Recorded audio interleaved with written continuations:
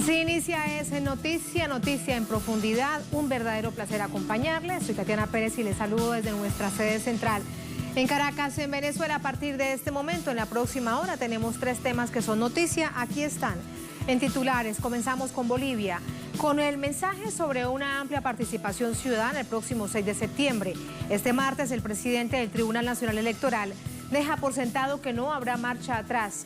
Un proceso cargado de presiones del gobierno de facto para aplazarlo, con persecución contra el movimiento al socialismo y evidentes divisiones dentro de los golpistas, hechos que analizamos. En Noticia Venezuela, el 80% de casos registrados en el país por COVID-19 ingresan por las fronteras de Brasil y Colombia. El gobierno alerta que muchos usan caminos irregulares en una amplia frontera esparciendo el virus sin ningún control. Este martes, una misión de la ONU llegó a uno de esos lugares. Para conocer el protocolo aplicado por las autoridades, tenemos esta radiografía y la analizamos desde la frontera. Tercer tema que es noticia, España. De nuevo, el Congreso de la Nación se niega a investigar al rey emérito Juan Carlos I tras graves denuncias de autoridades suizas de oscuros manejos de sus movimientos bancarios. Nos preguntamos lo siguiente: ¿por qué el poder político se niega a dar este paso? ¿Qué historia es la que pretenden mantener silenciada? Profundizamos en ello. En Noticia Casi comienza. Bienvenidos, bienvenidas.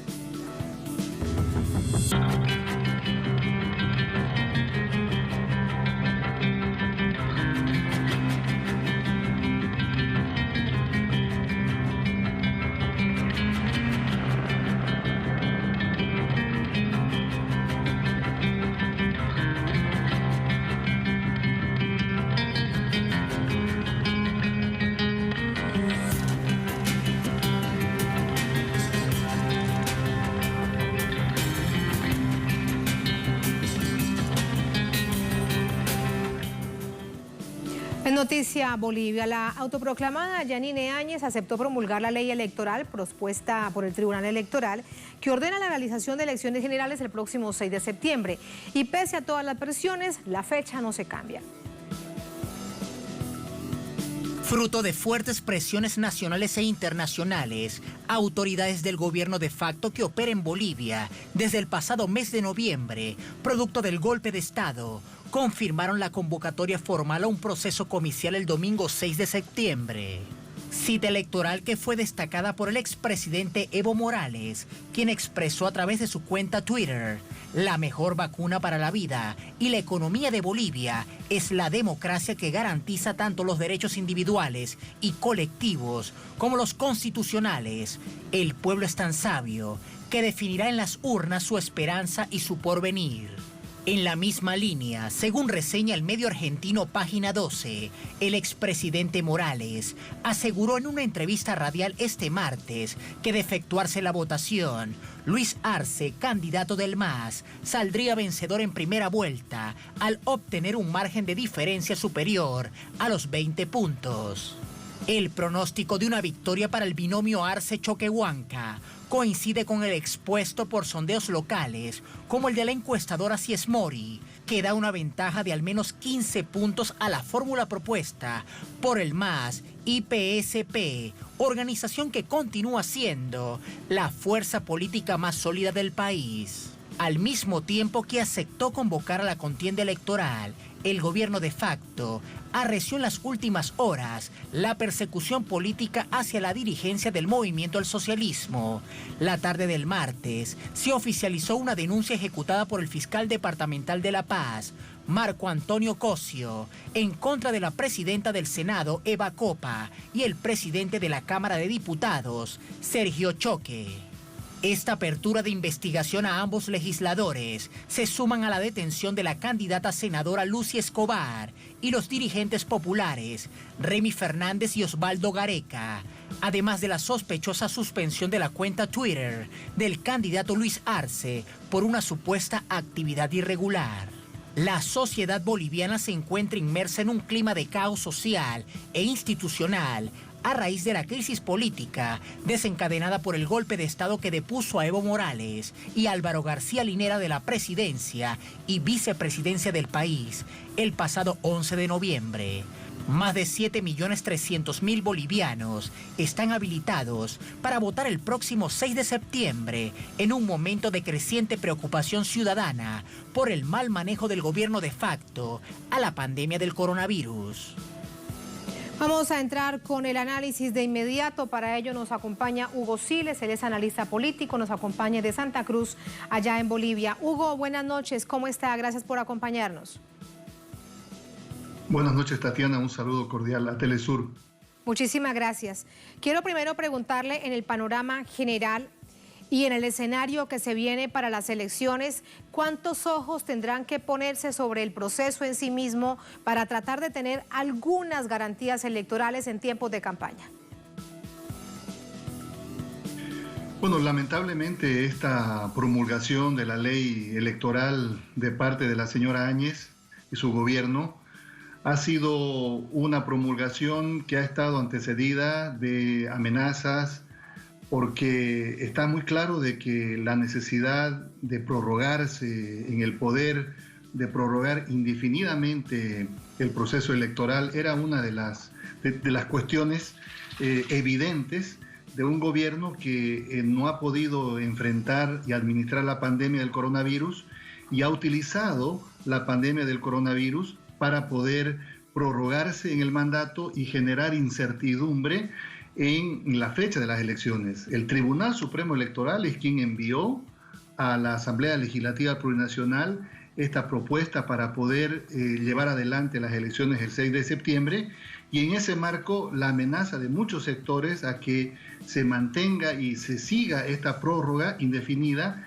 ha hecho que la señora Áñez promulgue esta ley, pero que está acompañada de una serie de amenazas y de persecución política que se cierne sobre diferentes actores políticos. Lamentablemente no han cesado las persecuciones políticas dirigidas a, por ejemplo, la presidenta del Senado, de candidatos y otros, y eso ha dificultado enormemente el desenvolvimiento normal de lo que debería ser una elección, debería ser un proceso electoral tranquilo, seguro y transparente.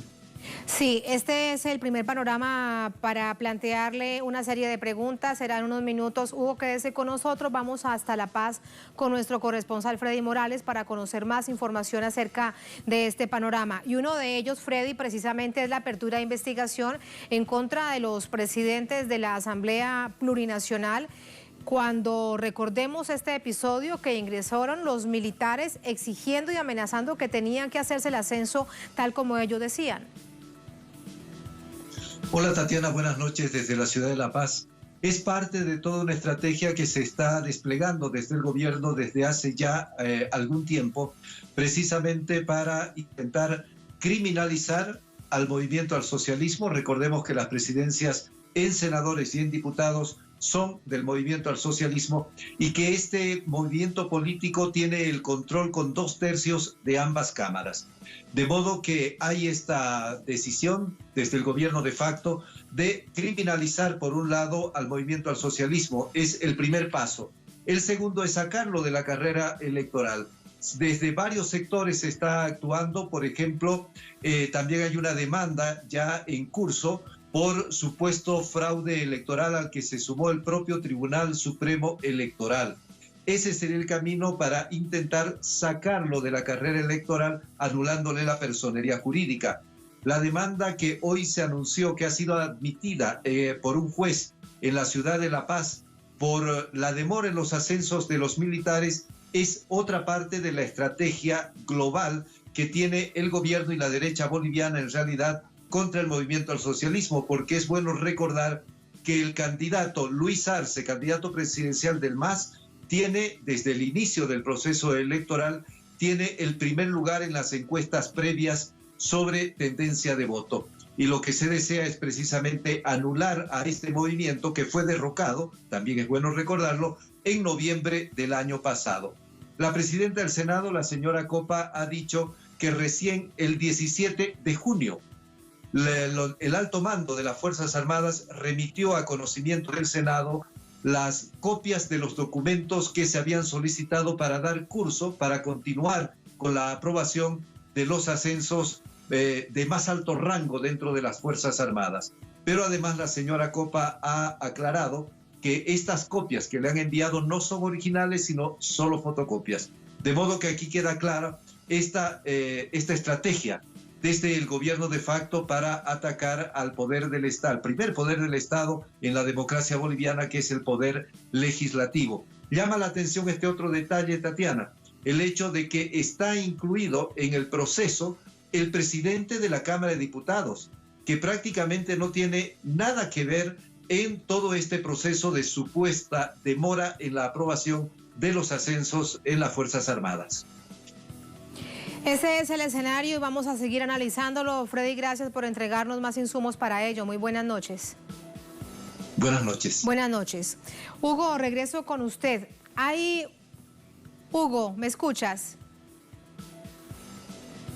Hemos perdido probablemente la comunicación con Hugo Siles, él es analista político, nos acompaña desde Santa Cruz. Rápidamente le pido a la producción que restablezcamos esta comunicación porque apenas es el inicio de este análisis con respecto al escenario tan complejo que hay en esta nación andina de cara a las elecciones del próximo 6 de septiembre. Quedan muy poco tiempo de un proceso de campaña, como dice la parte baja de la pantalla, sinuoso camino electoral.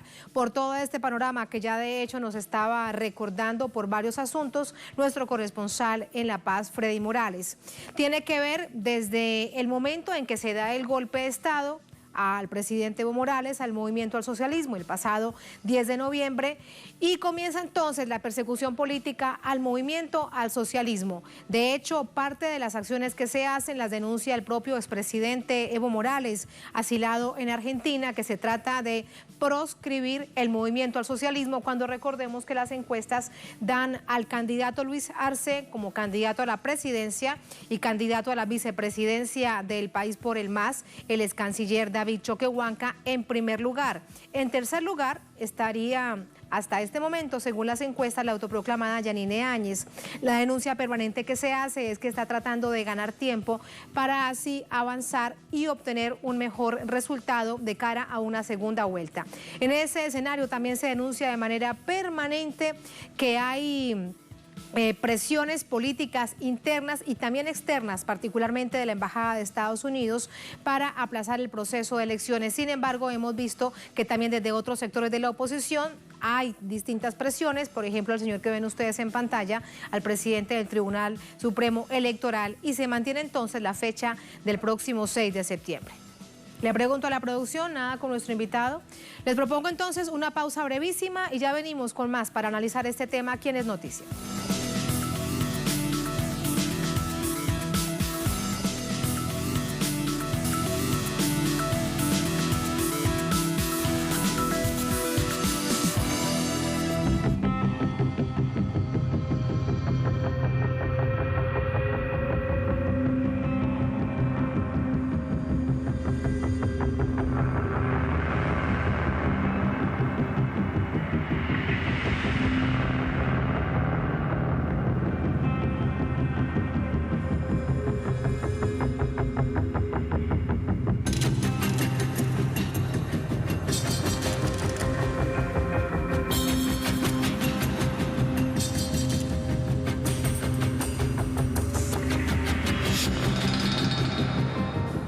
En noticia Venezuela, una comisión de Naciones Unidas arribó al país para evaluar la estrategia del gobierno para combatir la COVID-19. La cifra de contagios ha incrementado en los últimos días, producto de la entrada de connacionales por zonas fronterizas con Brasil y con Colombia. La comisión llegó al municipio Gran Sabana del estado Bolívar, donde se ubica el mayor punto de acceso entre Venezuela y Brasil. Está conformada por el representante de Naciones Unidas en Caracas, Peter Groveman, el delegado de ACNUR, Matthew Crensill, el representante de la Organización Internacional para las Migraciones, Jorge Vallés, y el jefe de la Oficina de Coordinación de Asuntos Humanitarios, Samir El Hawari. El objetivo de la delegación es evaluar la logística y los recursos desplegados en las zonas fronterizas para controlar la propagación del coronavirus. Hasta este martes, Venezuela contabiliza 4.187 casos confirmados, persiste la mayoría de casos importados. Tenemos 81 casos importados el día de hoy. De esos 81 casos, 66 son llegados de Colombia. Llegados, ahí pasaron la frontera, se le hizo la prueba, son casos colombianos, 66 casos colombianos. 1 de Brasil, 8 de Perú y 6 de Ecuador. Imagínense ustedes, son compatriotas connacionales que se han venido caminando de Perú y llegan todavía, al pasar la frontera, llegan todavía contagiados con coronavirus. Ante el aumento en positivos de los últimos días, el Ejecutivo radicalizó este fin de semana las medidas de confinamiento en 10 estados del país. Aunque el gobierno venezolano activó en forma temprana los puntos de control fronterizos con Colombia y Brasil a fin de brindar atención médica y frenar la propagación del virus, ha mantenido su preocupación por el ingreso irregular de connacionales y la falta de medidas de seguridad por parte de las autoridades de los países vecinos. Y yo aprovecho para denunciar, vicepresidenta, el asunto del paso de los connacionales por las trochas.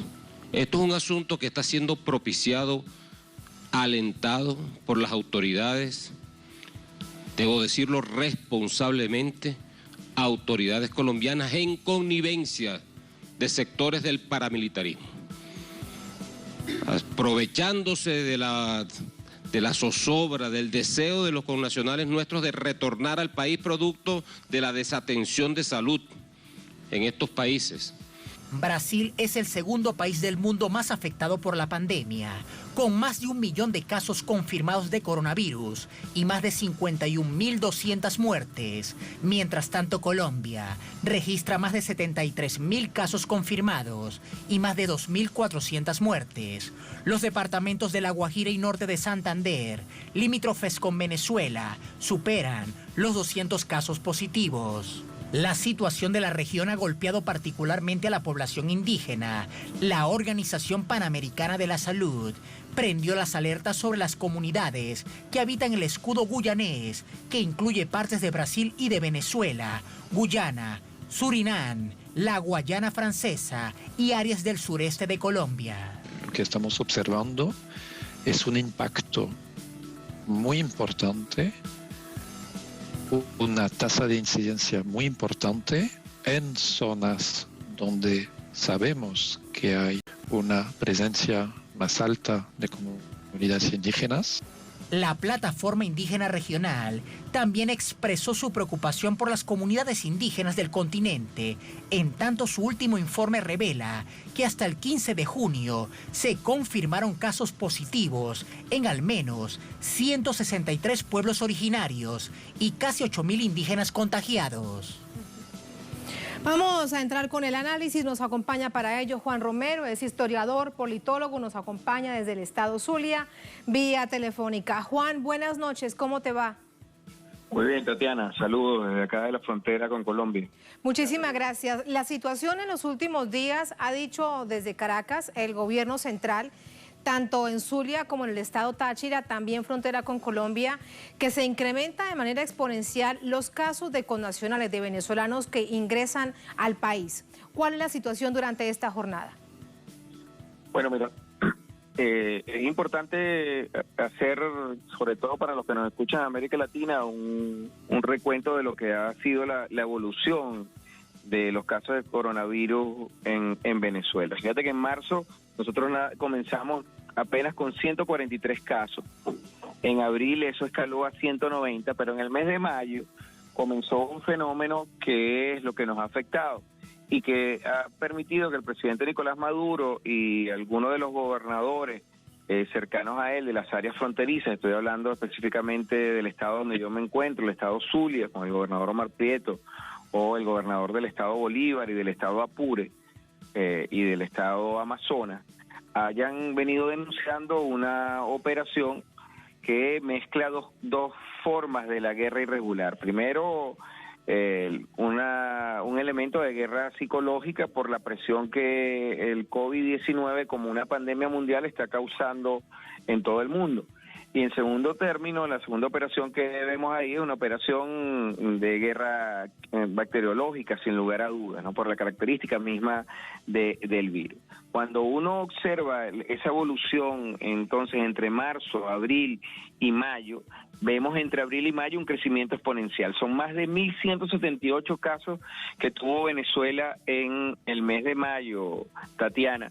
Y ahorita en este mes de junio, vamos también en una escala muy parecida. ¿Qué es lo interesante de esto? Bueno, que el 73% de esos más de 4.000 casos que tenemos, para ser exacto, unos casi 3.000 casos, son provenientes esencialmente de países vecinos, primordialmente de Colombia. Lo que nosotros hemos venido sosteniendo es que hay una operación sistemática por parte del gobierno colombiano, como en el contexto de una guerra de sustitución a la cual ellos se han prestado, y cuando digo la élite colombiana, digo el gobierno colombiano, no digo el pueblo colombiano, se han prestado.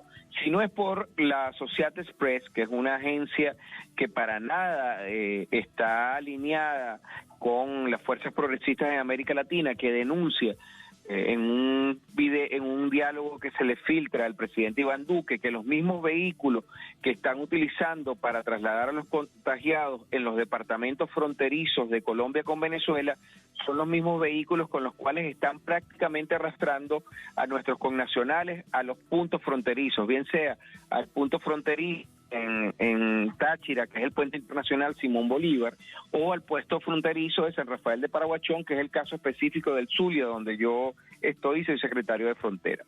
¿Cuál es la realidad del Zulia en ese sentido? Bueno, por el Zulia hemos recibido hasta el momento casi unos 4.200 connacionales.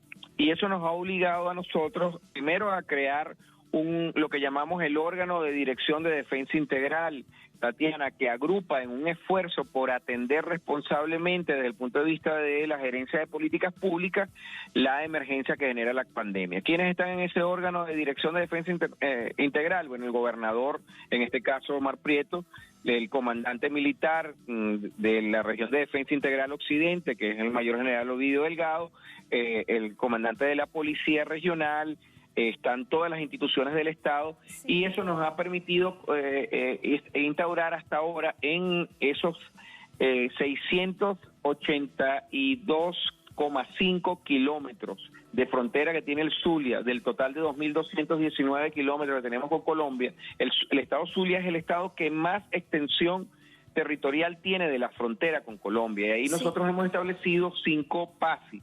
Los PASI, para los que nos escuchan, son los puestos de atención social integral, son puestos, iniciativas de gerencia de la pandemia que busca primero recibir ahí a los connacionales, mantenerlos en el tiempo que hasta ahora hemos precisado que puede durar la incubación de la pandemia, que son entre 14 y 16 días, para verificar si resultan positivos o no. Sí, Juan, permíteme, te pregunto allí te pregunto algo, y de todas las personas, de los venezolanos y venezolanas que ingresan por estos PASI, ¿cuál es el porcentaje en promedio durante estos meses, incluidos los últimos días, de personas que tienen COVID-19? Bueno, depende variamente. Sabes que en el caso del estado Zulia tenemos el fenómeno que el mismo presidente Nicolás Maduro ha dado a denominar la línea de contagio del mercado de las pulgas. La pulga es un mercado muy al estilo, pero por supuesto mucho menos extenso que el mercado de Wuhan en China, para que tengan una idea. Es un mercado que concentra en la capital del estado Zulia, que es la ciudad de Maracaibo, concentra la línea de intercambio comercial frontera colombiana, una franja que va desde Barranquilla, Cartagena, Santa Marta, Riohacha, Uribia, en los departamentos del Atlántico, Bolívar y Guajira en Colombia, con municipios fronterizos del estado Zulia. Me estoy refiriendo al municipio Guajira y al municipio Mara, ¿no? Entonces es una línea de intercambio comercial que tiene como epicentro la comunidad indígena Wayuu. para los que nos están escuchando y tampoco conocen un poco la realidad de Venezuela, la comunidad wayuu es la comunidad indígena más numerosa en este país. Estamos hablando de aproximadamente unos 350,000 indígenas wayuu en la última proyección del censo del 2011.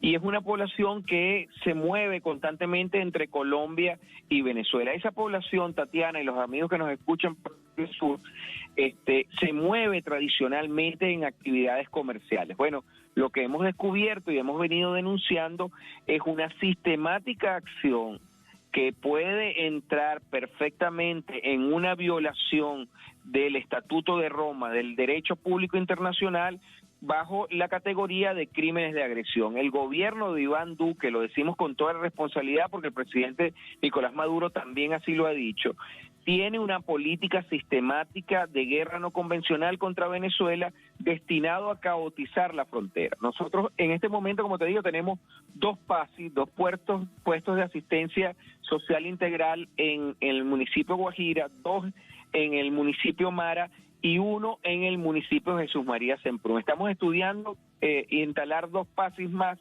¿Por qué razón? Bueno, porque depende del ingreso y de la naturaleza. De repente hemos tenido ingresos de 100, 200 connacionales y no hemos conseguido con 50 connacionales que salen positivos en las pruebas rápidas, Tatiana, que hacemos. Eso nos obliga, cuando salen positivos en las pruebas rápidas, a confinarlos durante 15 días, a hacer los estudios, el PCR, que es una prueba genética mucho más detallada, para precisar si efectivamente están o no contagiados. Si están contagiados, entonces se ha establecido como parte de la mecánica de ese órgano de dirección de defensa integral, trasladarlos a los CDI, que son los Centros de Diagnóstico Integral, una iniciativa construida por el presidente Hugo Chávez, como parte de la extensión de la atención en salud a los venezolanos, o en su defecto, si son mucho más graves los casos, a lo que hemos llamado los centros centinelas o los hospitales centinelas. Los hospitales centinelas son grandes hospitales que concentran la mayor atención de los casos de contagio mucho más graves. En el caso del Zulia, que es lo que nos referimos específicamente, tenemos dos centinelas, uno en la ciudad de Maracaibo, que es el Hospital Universitario de Maracaibo, y otro en el hospital en Santa Bárbara del Zulia, en las fronteras más al sur del estado de Zulia con Colombia. Y estamos instalando en este momento, por órdenes del presidente Nicolás Maduro y directrices que cumple el gobernador del estado Zulia, un tercer hospital centinela en la capital, previendo el escenario. Ahora, en este momento, Tatiana, y esto es importante que también lo digamos, se ha venido tomando medidas desde el mes de marzo. Cuando comenzó el contagio, Tatiana, en el mes de marzo, el gobernador del estado Zulia decidió primero restringir la movilidad en el mercado de las pulgas. Y esto lo digo porque como parte de las dinámicas de guerra no convencional que ocurren en la pandemia con respecto a Venezuela, porque no es lo mismo lo que ocurre con la pandemia en Colombia, con lo que ocurre con la pandemia en Chile o lo que ocurre en Brasil, donde los medios silencian los errores de esos gobiernos. En el caso específico de Venezuela, intentan presentar, sobre todo en la frontera, como que los gobernadores fronterizos no están atendiendo la situación, que el gobierno de Nicolás Maduro no lo está atendiendo, cuando la realidad... Y dudando además de las cifras. Allí además déjame preguntarte en esta radiografía que nos estás entregando tan detalladamente, Juan, ¿cómo atender, cómo alertar también de una denuncia que ha hecho el gobierno desde la capital, la situación de los pasos fronterizos en ese poroso gran espacio fronterizo entre Colombia y Venezuela, los pasos irregulares? ¿Cómo atender esa situación? ¿Dónde están pasando también diariamente personas que resultan con COVID-19 y se van luego a cualquier parte del país? Mira, ahí la dificultad es doble. Mira, si el gobierno de Nicolás Maduro decidiera colocar todo el ejército y toda la estructura de las milicias que nosotros tenemos en los 2.219 kilómetros de frontera, aún así fuera sumamente difícil. Primero porque la frontera colombo-venezolana, para los que nos escuchan y no conocen el tema fronterizo, es una frontera que desde el punto de vista físico, Tatiana, tiene tres características. Es decir, desde el inicio de la frontera al norte, en La Guajira, hasta aproximadamente unos 300 kilómetros, tiene una característica xerofítica, semidesértica, porque eso es la península de La Guajira, que es muy cerca. Pero inmediatamente en un hito fronterizo entre Colombia y Venezuela, que se llama Matajú, comienza una segunda sección que la hace aún más compleja. Una sección que se extiende desde ese hito, Matajú 2, hasta la desembocadura del río Negro, de 3 puntos, que es Táchira y Colombia. Es parte que son aproximadamente 350 kilómetros, en este momento no tengo la precisión, tiene la característica que es una frontera montañosa, porque ahí está la Sierra de Perijá y la Sierra de Montes de Oca. Es decir, estamos hablando de una serranía, Tatiana, que puede alcanzar tranquilamente los 3.200, 3.500 metros de altitud sobre el nivel del mar. Y luego comienza una tercera parte de la frontera, que es la frontera fluvial, que comienza desde el río de Oro, pasa por el río Meta, por el río Apure, por el río Orinoco, por parte del río Cassiquiare, por el río Negro, hasta la frontera trifinia entre Colombia, Brasil y Venezuela. Lo que quiero referenciarte con esto es que es una frontera muy compleja. Si no hay, y hasta ahora no lo ha habido, una colaboración binacional o trinacional, porque tendría que incluir al gobierno de Colombia, al gobierno de Brasil, el gobierno de Venezuela por sí solo no puede atender la frontera, porque es demasiado extensa y muy compleja. Nosotros tenemos puestos militares, los gobernadores han ayudado en eso, pero el problema no es de nuestro lado, el problema es de Colombia, donde la narcopolítica, donde la narcoguerrilla, donde el paramilitarismo, donde las operaciones encubiertas con apoyo de los Estados Unidos viene realizando una labor destinada a desestabilizar toda la frontera occidental, porque hay un viejo plan geopolítico que lo denunció Chávez en su momento y nosotros lo acompañamos en esa denuncia, de crear lo que hemos llamado la media luna, así como lo intentaron en Bolivia con Beni, con Santa Cruz, como recordarán los compañeros que nos están siguiendo por la señal de Telesur. Bueno, eso mismo han querido hacerlo en la frontera occidental. Nosotros lo que estamos denunciando, y el presidente Nicolás Maduro se ha hecho eco de eso, es de la necesidad que los organismos internacionales actúen. Esto es una referencia directa al Consejo de Seguridad de las Naciones Unidas, porque la pandemia está generando situaciones muy graves en la frontera. Esto es un llamado al Consejo Interamericano de Derechos Humanos de la Organización de Estados Americanos. Esto es un llamado a la Comisión de Derechos Humanos de las Naciones Unidas que dirige la expresidenta de Chile, Michelle Bachelet. Porque Colombia sistemáticamente, programadamente, con intención, violentando las normas del derecho internacional, tiene una política de agresión sistemática contra el gobierno de Venezuela, utilizando ahora ya no solo el paramilitarismo, como lo hizo en otros momentos, ya no solo el narcotráfico, como lo hizo en otros momentos, ya no solo la presencia militar, sino utilizando ahora armas biológicas. Está transformando a los connacionales contagiados con toda la premeditación en Colombia en un arma biológica destinada a crear caos en la frontera. Y esto lo digo con total responsabilidad, porque hay que decirlo con los puntos sobre las IES como corresponde, para que la comunidad internacional entienda que el gobierno de Iván Duque, siguiendo una directriz geopolítica de los Estados Unidos, busca ahora otra nueva forma de desestabilizar al gobierno de Nicolás Maduro, sin importarle el costo humano que implica la utilización de la pandemia como un arma de agresión biológica y bioquímica. En las distintas estrategias, Juan, que históricamente ha implementado el gobierno de Colombia y en este gobierno, digamos, en este momento con mayor razón y en tiempos de pandemia. Juan, gracias por entregar una radiografía, por además detallarnos esta denuncia que es muy, muy grave, porque estamos hablando, como bien lo dices, pues de la gente, de las personas, de los seres humanos, no estamos hablando de cifras. Gracias y buenas noches. Gracias. Un abrazo. Un abrazo y gracias. Así nos vamos a la segunda, última pausa en esta emisión de Es Noticia. Al volver Es Noticia a España. De nuevo, el Congreso de la Nación se niega a investigar al rey emérito Juan Carlos I tras graves denuncias de autoridades suizas de oscuros manejos de sus movimientos bancarios. La pregunta es, ¿por qué el poder político se niega a dar este paso?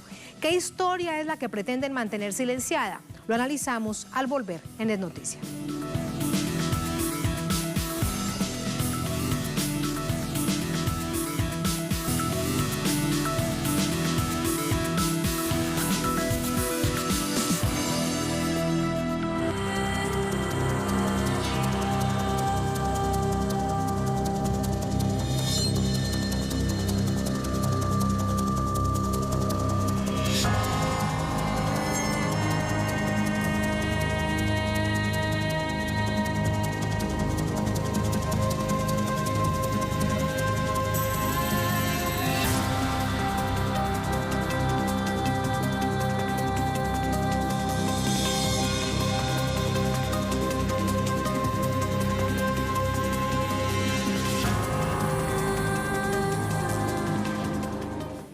En Noticia España, la derecha instalada en el Congreso obstaculiza la investigación por delitos de corrupción al rey emérito.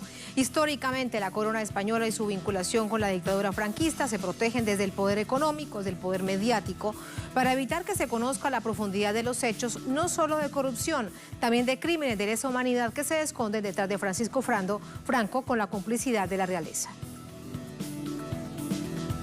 Este martes, y por cuarta vez en 2 años, la mesa del Congreso de los Diputados español bloqueó la petición para la creación de una comisión de investigación al rey emérito Juan Carlos I y sus movimientos bancarios. El escándalo de corrupción estalló debido a investigaciones efectuadas por las autoridades suizas, las cuales investigan la procedencia de 65 millones de euros que el antiguo monarca entregó a Corina Larsen, una antigua pareja sentimental y extramatrimonial. Además, se investiga en Suiza 100 millones de euros que entraron a los bancos de ese país de procedencia de una cuenta bancaria panameña, de la cual el ex monarca es el único beneficiario. Las autoridades helvéticas iniciaron sus investigaciones desde el 2018 y sostienen que ese dinero fue producto de una comisión pagada por el rey de Arabia Saudí, Abdulaziz Al Saud, al rey Juan Carlos.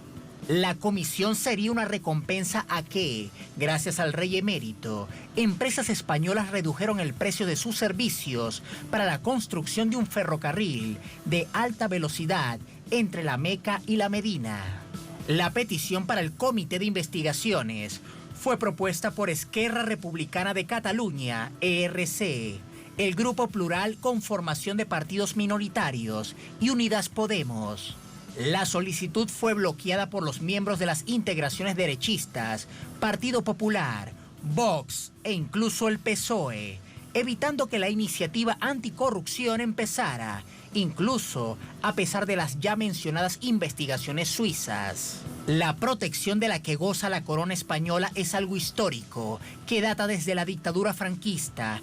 También los medios hegemónicos vinculados a la realeza y el poder establecido hacen silencio respecto a las denuncias de corrupción.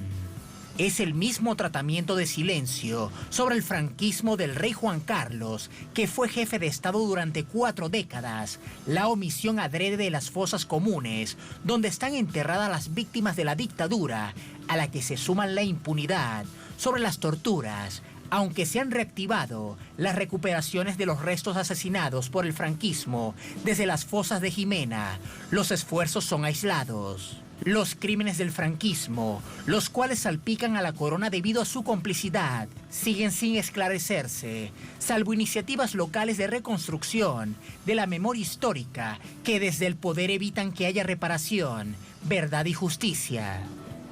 Vamos a entrar con el análisis. Nos acompaña para ello Fernando Casado, él es profesor de la Universidad Técnica de Manabí, es periodista español, analista internacional, nos acompaña desde Quito. Fernando, muy buenas noches, ¿cómo le va?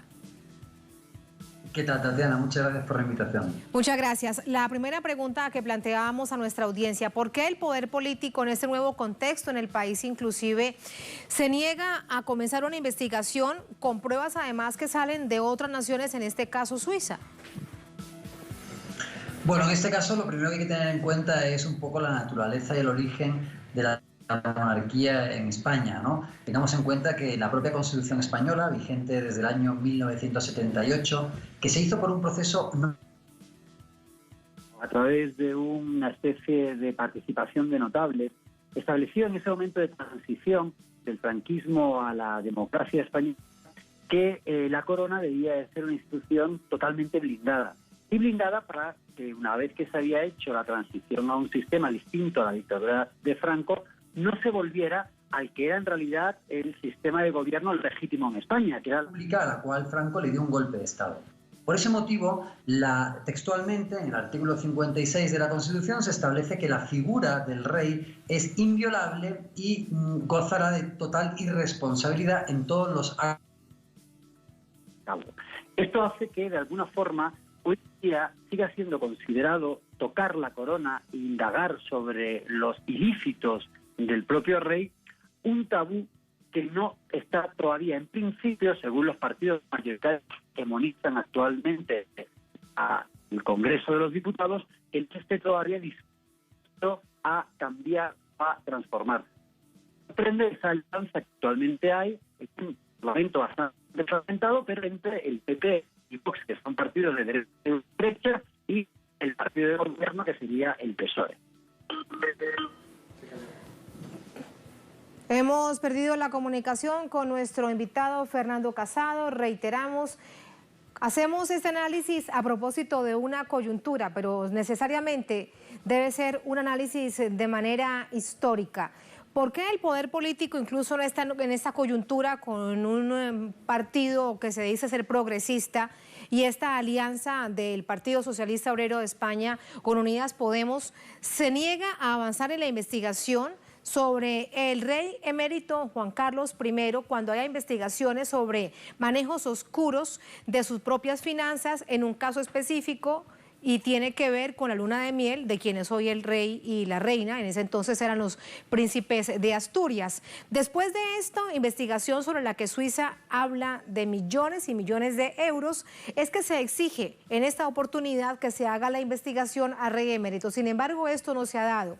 Pero también es importante establecer que se da en una nueva también coyuntura cuando hay organizaciones de derechos humanos, derechos civiles, de víctimas del franquismo que exigen justicia, verdad, reparación, que exigen que se abran las fosas comunes de los miles, porque de hecho no hay una cifra específica de cuántas son las víctimas desaparecidas del franquismo, tampoco del número de personas que fallecieron de manera violenta, que fueron asesinadas durante todos estos años del franquismo. Esos son hechos que se preguntan precisamente en este momento y que necesariamente ante esta coyuntura de nuevo se plantean. Hay algunos ejercicios de memoria histórica locales que están avanzando, pero que no es una decisión de manera nacional. Son ejercicios locales que se hacen con muchísimo esfuerzo de la exhumación de fosas comunes, por ejemplo, lo que tenemos allí en pantalla en el cementerio de Jimena. Ese es uno de los ejercicios. Sin embargo, se necesita muchísimo más. De manera simbólica, haber exhumado los restos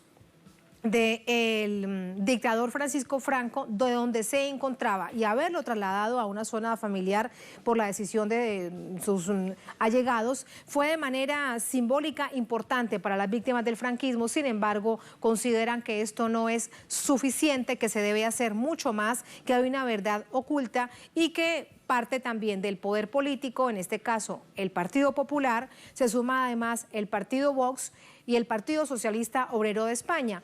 Ahora, todo esto también sumado a algunas acciones de manera local que se exigen que sea todo lo contrario, que esta verdad permanezca oculta. Esa es la situación. Vamos de nuevo con Fernando Casado vía telefónica. Fernando, ¿me escuchas?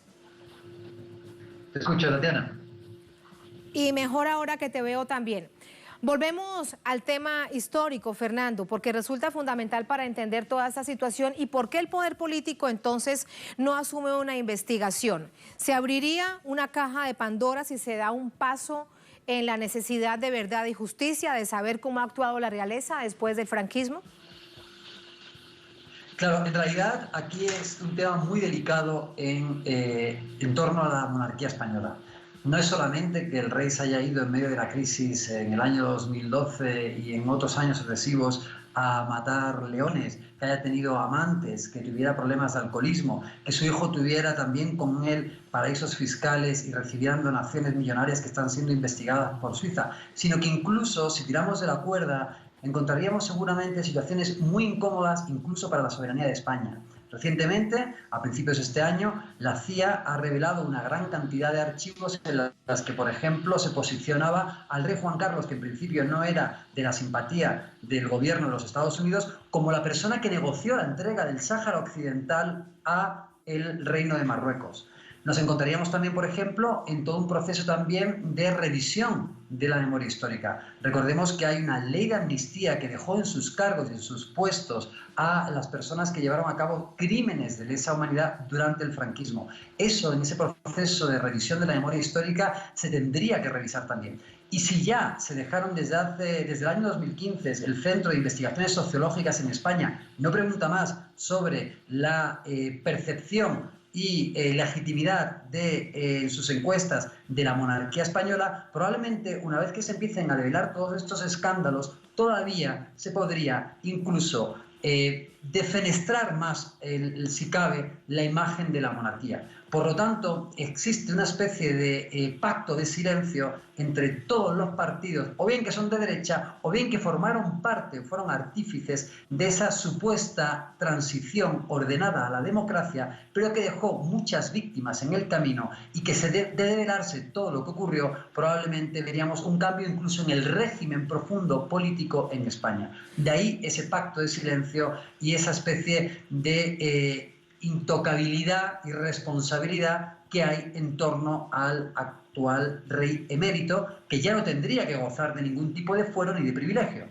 Claro, y entonces ahora llega esta situación en un gobierno de una coalición que dice ser progresista, mayor expectativa. Sin embargo, por todo lo que dices, pues parece que no va a avanzar. Sin embargo, también te pregunto, el hecho de que aparezcan más y más investigaciones, ¿en algún momento, producto de la presión, tendrán que comenzar las investigaciones? ¿O qué crees? Yo creo que sí. The Telegraph, que es el diario que en el Reino Unido ha tenido una línea de liderazgo en todo este tipo de filtraciones y de noticias en torno a los turbios negocios del rey emérito, y donde también participa directa e indirectamente su propio hijo, ya ha anunciado que va a develar una mayor cantidad de escándalos. Las investigaciones en Suiza, por las cuentas que tenía en este país el rey emérito, van a seguir avanzando.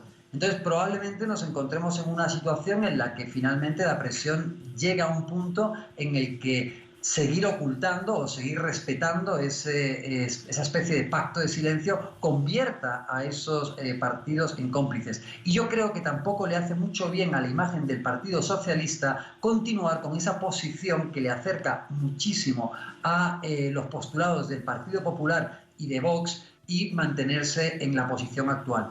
Ya la mesa del Congreso ha admitido a trámite el recurso que introdujeron, que fue rechazado en primera instancia por esta mesa. Veamos qué ocurre, pero desde luego si la deriva de los eventos continúa en el camino actual, yo creo que de alguna manera se va a ver obligado el Partido Socialista a, entre comillas, cambiar de bando y adoptar la posición de Unidas Podemos. Esto también hay que tener en cuenta que a lo interno de la propia coalición de gobierno tiene un componente de fricción, y al mismo tiempo, si el PSOE finalmente decide cambiar de posición y seguir con las investigaciones y develar los secretos en torno al rey emérito y abrir esa caja de Pandora, sería también una víctima para Unidas Podemos. Y en ese sentido, pues por supuesto, también el objetivo último que persigue el Partido Socialista es fagocitar o de alguna manera acabar con Podemos para que de nuevo sea el partido hegemónico y único de la izquierda, el Partido Socialista, dentro de lo que sería la arena política española.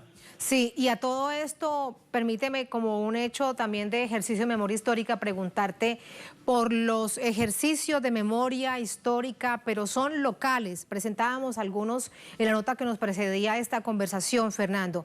¿Quiénes están detrás de ellos? ¿Por qué no se logra aglutinar en un hecho más nacional esta exigencia de exhumación de las fosas comunes en tantas partes del país donde hay una gran cantidad de la verdad de la dictadura? Hablamos además de cientos de miles de personas.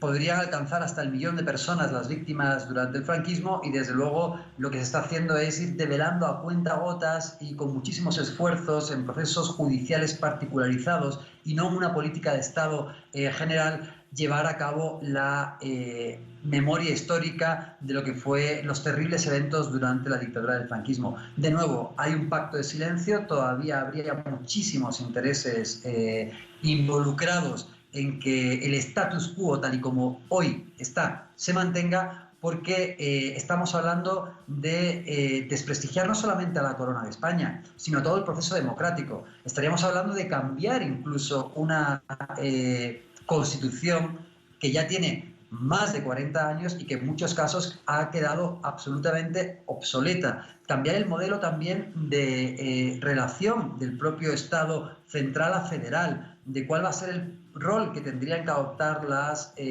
distintas comunidades autónomas históricas, y de alguna manera también revivir qué ocurrió en este pasado. Entonces, es tan profundo tratar de no levantar esas heridas que todavía están abiertas, que hasta ahora todavía ese status quo ha mantenido ese pacto en el cual se prefiere no remover antiguos demonios. Pero desde luego que esto debe de ser un proceso de alguna manera indetenible, porque tengamos en cuenta que probablemente la revisión, uno de los pocos países, si no el único en el mundo, que no ha hecho absolutamente ningún proceso de revisión histórica de procesos dictatoriales, ha sido España. Sí se han hecho algunos ajustes o políticas de carácter más estético, como retiro de estatuas, retiro de placas, o incluso como fue el retiro del cadáver de Franco del mausoleo del Valle de los Caídos, pero aún así lo que realmente importa, que es saber qué ocurrió, quiénes fueron las víctimas, cómo murieron, y hacer un proceso real de cicatrización de esas heridas, no se ha hecho todavía. Pero por supuesto no se ha hecho porque es que está en tela de juicio hasta la propia corona. Todo eso es lo que hay detrás de esta coyuntura, de este escándalo que envuelve a la familia real española. Fernando, gracias por ayudarnos a comprenderlo. Muy buenas noches. Gracias siempre. Gracias, Tatiana, por la invitación. Muchísimas gracias. Gracias a ustedes por habernos acompañado. Ponemos punto final a esta emisión de noticias. Cerramos nuestra pantalla tradicional. Nos quedamos en redes sociales, @noticiatelesur, @TatianaTelesur. Durante esta jornada, otro hecho fue noticia. Con eso los dejamos. Hasta mañana.